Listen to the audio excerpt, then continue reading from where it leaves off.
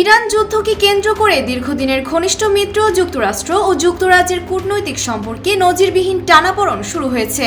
মার্কিন president Donald Trump ও British প্রধানমন্ত্রী কের স্টারমারের মধ্যে শুরু হওয়া এই বাদানুবাদ এখন প্রকাশ্য দ্বন্দ্বের রূপ নিয়েছে।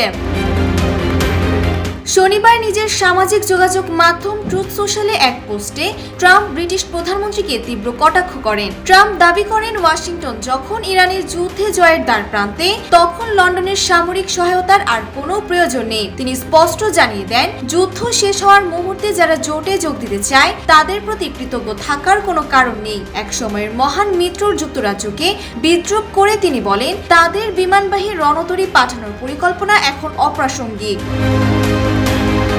এই উত্তেজনার সূত্রপাত ঘটে যখন ব্রিটিশ প্রতিরক্ষা মন্ত্রণালয়ের মধ্যপ্রাচ্যে একটি বিমানবাহী রণতরী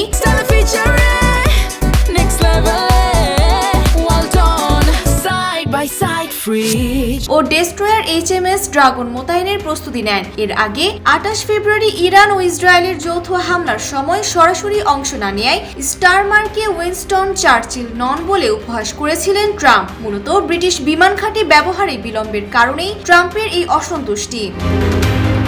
পাল্টা জবাবে ব্রিটিশ প্রধানমন্ত্রী কিয়ার স্টারমার জনগণের উদ্দেশ্যে বলেন, ব্রিটেন সরাসরি যুদ্ধে না জড়ালেও জর্ডান ও সাইপ্রাস অঞ্চলে আত্মরক্ষামূলক টহল দিচ্ছে। তিনি স্পষ্টভাবে জানান, ইরাক যুদ্ধের ভুল থেকে শিক্ষা নিয়ে তিনি আকাশপথ থেকে সরকার পরিবর্তনের তত্ত্বে বিশ্বাসী নন। তবে স্টারমারের এই সতর্ক অবস্থানকে ট্রাম্পের মিত্ররা ভালোভাবে নিচ্ছেন না। সব মিলিয়ে ইরানের যুদ্ধ ঘিরে আটলান্টিকের দুই পাড়ের এই তিক্ততা বিশ্ব রাজনীতিতে এক নতুন অস্থিরতার সংকেত দিচ্ছে।